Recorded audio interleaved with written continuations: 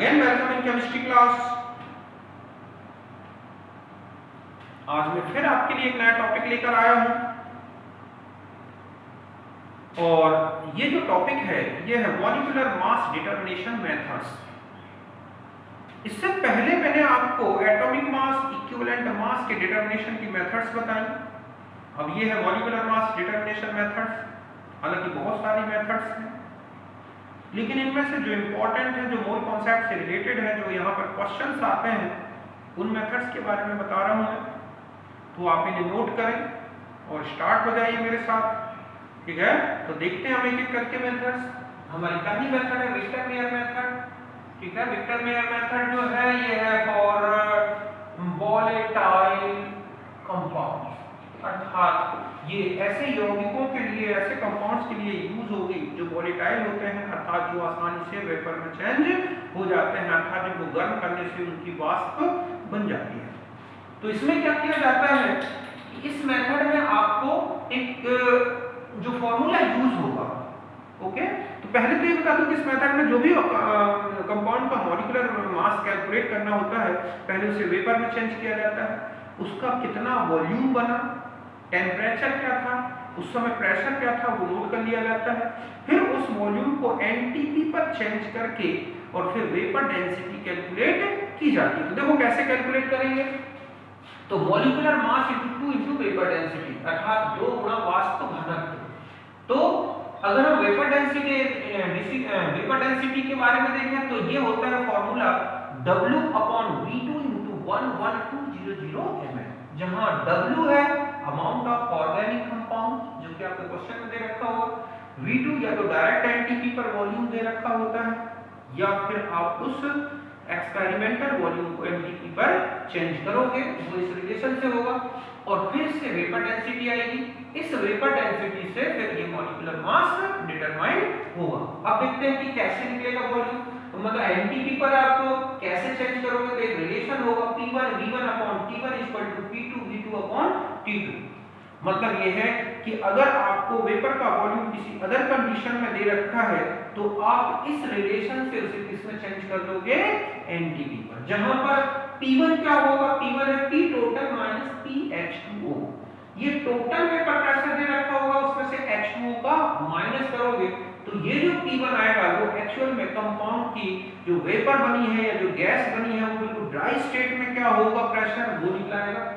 V1 है given volume, अर्थात जो गैस का वॉल्यूम आपको क्वेश्चन में दे रखा होगा। T1 गिवन टेम्परेचर, मतलब आपको जो टेम्परेचर क्वेश्चन में दे रखा है। T2 273 ही रखना है क्योंकि ये कंडीशन जो है ये वाली एनटीपी की है। और P2 760 mm, ये जो यूनिट है 760 या जो वैल्यू है वो इस यूनिट, इसकी यूनिट पर डिपेंड करेगी। अगर ये mm में है तो ये mm में, अगर ये ATM में है तो ये भी ATM में ही लेना होगा। तो इससे हम कैलकुलेट करेंगे मॉलिक्यूलर मास। दूसरा जो मेथड बताई मैंने, तो ये एक मेथड हो गई। सेकंड मेथड में है मिनिमम मॉलिक्यूलर मास मेथड। ये ज्यादातर ऑर्गेनिक कंपाउंड, जो कॉम्प्लिकेटेड ऑर्गेनिक कंपाउंड है, जो जटिल कार्बनिक यौगिक उनके लिए यूज होगी। इसमें किसी एक एलिमेंट का परसेंटेज दे रखा होगा, उस परसेंटेज के बेस पर जो है परसेंटेज कॉम्पोजिशन का जो फॉर्मूला लगता है उसके बेस पर मॉलिक्यूलर मास का रिलेशन निकला है ये। तो देखें कि मॉलिक्यूलर मास इक्वल टू होता है atomic mass into 100 upon percentage of element. जिस एलिमेंट का आपको क्या दिया है, परसेंटेज, ध्यान रखें उसी का एटॉमिक मास यहां यूज करना है, अर्थात अणुभार बराबर परमाणु भार गुणा 100 बटा तत्व का प्रतिशत। उस क्वेश्चन में हमेशा ये दे रखा होता है कि कार्बनिक यौगिक या ऑर्गेनिक कंपाउंड में इस तत्व का केवल एक एटम या एक परमाणु है। तो इसलिए यहाँ पर परमाणुओं की कोई संख्या नहीं दी गई, केवल एटॉमिक मास अर्थात एक माना गया है 100 अपॉन परसेंटेज। इससे मिनिमम मॉलिक्यूलर मास कैलकुलेट होगा। अब ये क्वेश्चंस देखेंगे। तीसरी है स्पेसिफिक वॉल्यूम मेथड। आपको कोई एक पार्टिकल दे रखा होगा, उसकी शेप साइज बताई गई होगी, उससे उसका वॉल्यूम कैलकुलेट करना है। फिर अगर आप देखें कि volume of particle upon specific volume of particle, तो इनका जो रेशियो होता है वो एक्चुअल में मास ऑफ वन पार्टिकल का हो जाएगा, क्योंकि ये सेंटीमीटर क्यूब में होता है और ये जो होता है सेंटीमीटर क्यूब पर ग्राम में होता है तो एक पार्टिकल का मास आएगा, उसमें एवोगाड्रो नंबर से आप अगर मल्टीप्लाई कर दोगे तो वो मोलर मास में चेंज हो जाएगा। तो इस तरह से आयतन बटा विशिष्ट आयतन गुणा Na, इससे हम पार्टिकल का मोलर मास या कंपाउंड का मोलर मास कैलकुलेट कर सकते हैं। तो ये 3 मेथड लिखी, मैं एक और मेथड लिख देता हूं, पहले आप इसको नोट कर लें। देखो फोर्थ मेथड में आपको जो यूज करना है वो है डिफ्यूजन मेथड।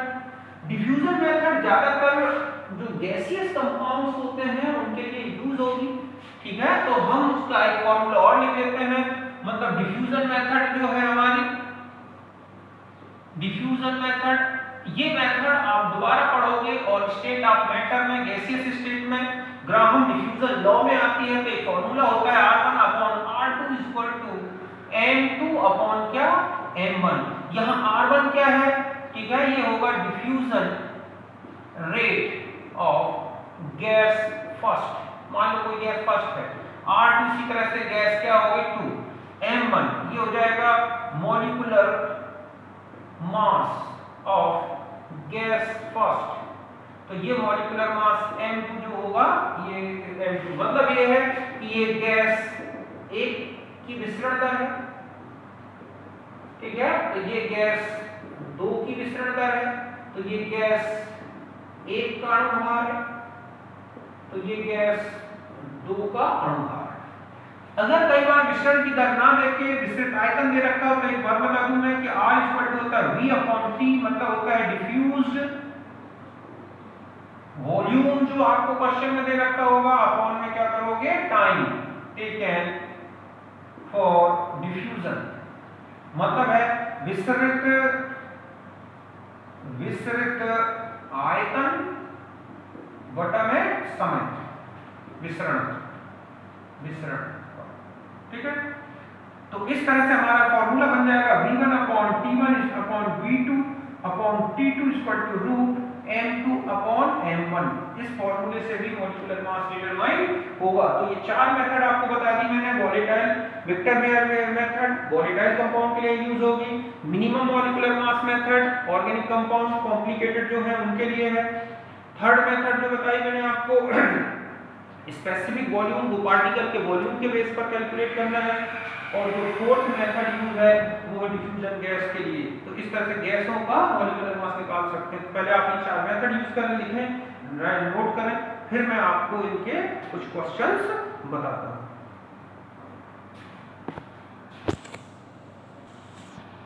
तो बच्चों मैंने अभी आपको ये 4 मेथड्स बताई, इन्हीं से रिलेटेड ये क्वेश्चंस दिए हैं मैंने आपको। पहले आप ये क्वेश्चन नोट करें, फिर मैं इनकी सॉल्यूशन बता देता हूं, फटाफट आपको हिंट देता हूं। तो आपने इनके जो है देखा, आपने इसमें आपने लिख लिए होंगे, आप देखो मैं इसको सॉल्व कर दूं। जैसे पहला क्वेश्चन का सॉल्यूशन होगा mw अर्थात मॉलिक्यूलर मास अणुभार बराबर आपको w अपॉन v2 इनटू क्या करना है, ठीक है, ये है 1.2 लीटर। क्यों? क्योंकि मैंने ये लीटर में लिया है। तो यहाँ पर हो जाएगा कितना 4.4 ग्राम, वॉल्यूम है 2.24 और यहाँ पर और इनटू क्या करना है 2, तो यहाँ हो जाए 11.2 इनटू क्या कर दिया 2, तो ये आ जाएगा 44 ग्राम। ओके, ये पहले क्वेश्चन का सॉल्यूशन होगा। दूसरे में आप देखेंगे आपको W दे रखा है 0.36 ग्राम, है ना, और V1 दे रखा है 54, T1 है 290 मतलब 25 डिग्री मतलब 298 केल्विन। P2 देखो क्या है आपको, सॉरी P जो आपको टोटल दे रखा है वो 715 है, PH2O है 15, किसमें है ये सब mm में।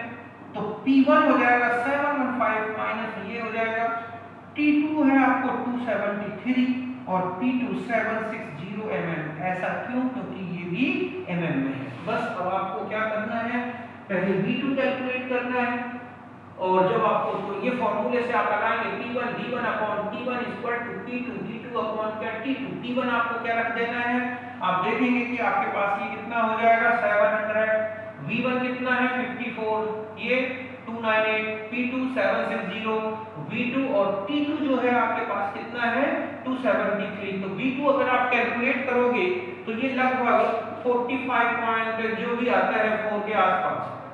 फिर बस आपको MW कैलकुलेट करना है, तो 0.36 अपॉन 45.4 इंटू यहाँ पर आपका 11200, क्योंकि ये ml में है तो ये ml में रहेगा, और इंटू 2।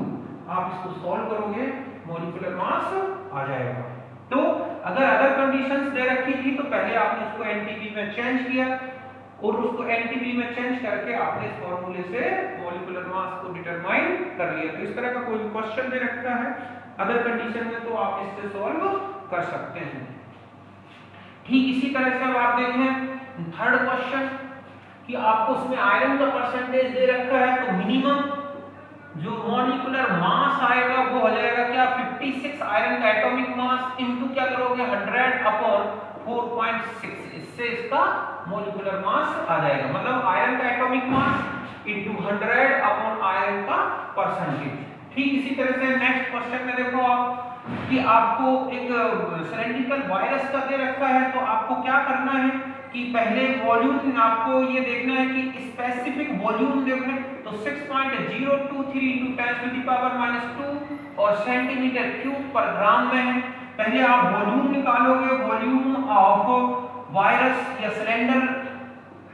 सिलेंड्रिकल वायरस मतलब है बेलनाकार वायरस का आयतन।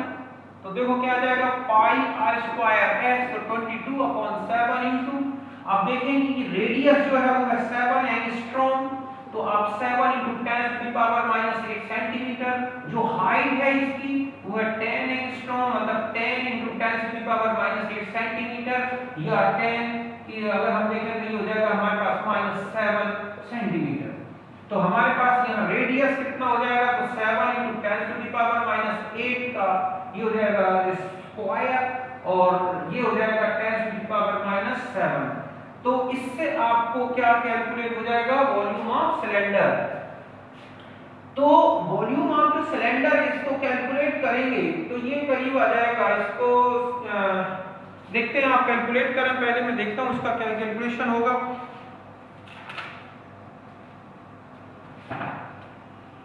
तो ये आएगा 154 × 10⁻⁻23 सेंटीमीटर क्यूब।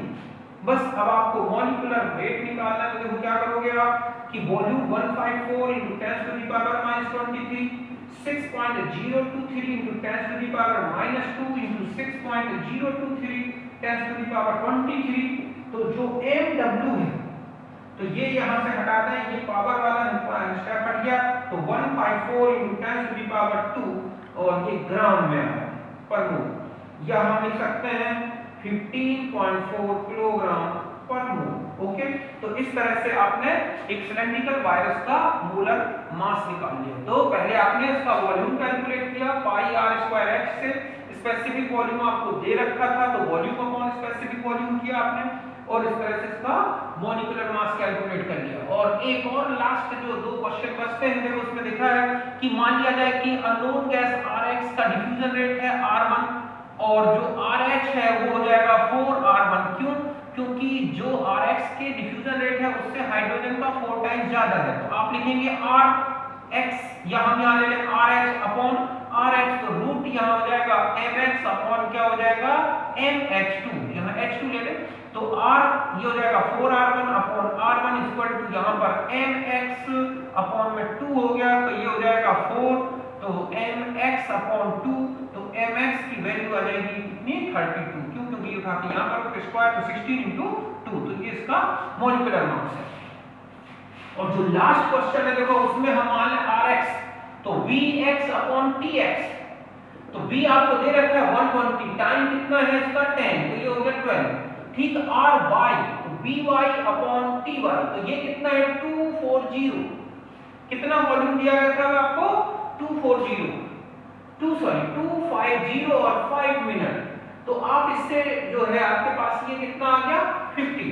बस फिर आप क्या लगाओगे Rx upon Ry equal to root My upon Mx, तो Rx आपके पास 12 है, My हो गया 50, यहाँ My m और जो है कैलकुलेट करना है, और ये मैंने आपको 20 दे रखा है, इसको सॉल्व कर लेना है, My आ जाएगा। तो इस तरह से आपके पांचों से जुड़े हैं। इस तरह के अगर आपको क्वेश्चन आपकी असाइनमेंट में है और इनसे रिलेटेड है तो आप करने की कोशिश करें। मैं समझता हूँ इन 4 मेथड से 99% क्वेश्चन सॉल्व हो जाएंगे। बहुत इजी है मेथड, आप इनको अच्छी तरह से करना है। Okay, thank you. Next video में मिलता हूँ मैं आपसे। ओके।